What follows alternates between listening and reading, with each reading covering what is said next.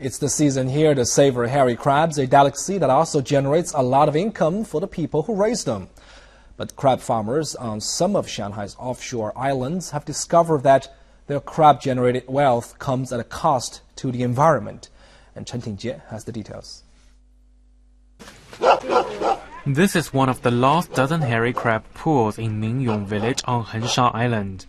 The villagers began building the crab pools 15 years ago and found they could more than double their income. But one man soon realized something had gone wrong. The riverbank was covered with reeds when I was little. The reeds stabilized the soil and provided homes for creatures in the rivers such as crayfish, small fish, and eels. I used to get a bucket of crayfish in an hour, but now I can't find a single one in a day. Another villager says the crab pools are to blame for the worsening environmental situation.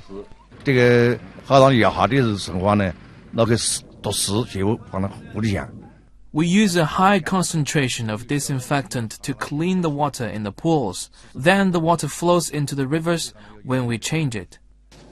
And water pollution is not the only problem. The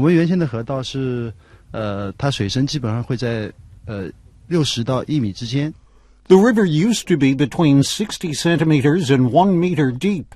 But when farmers change the water in the crab pools, the soil in the pools also goes into the rivers and stays there. Now the rivers are only 20 centimeters deep. They can barely retain water. Shen wasn't willing to see the environment suffer, so a year ago he turned his crab pools back into fields to plant rice. But the rice harvest brought in far less money than the crabs did. The situation didn't change until the head of a non-governmental organization found out about it. I was staying in one of the farmhouses for a vacation when villagers told me their worries about the environment. They asked me for help.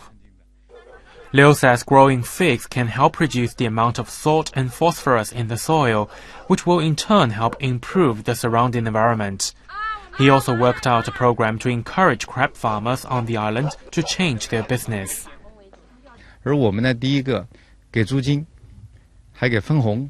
We pay subsidies and dividends to villagers if they agree to plant figs. We also sign contracts with farmers that require them to continue to plant figs for 10 years.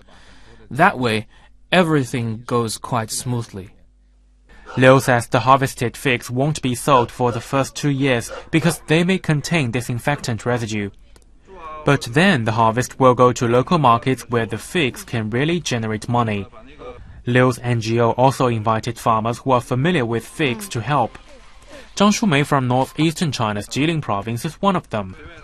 She has been growing figs for 10 years.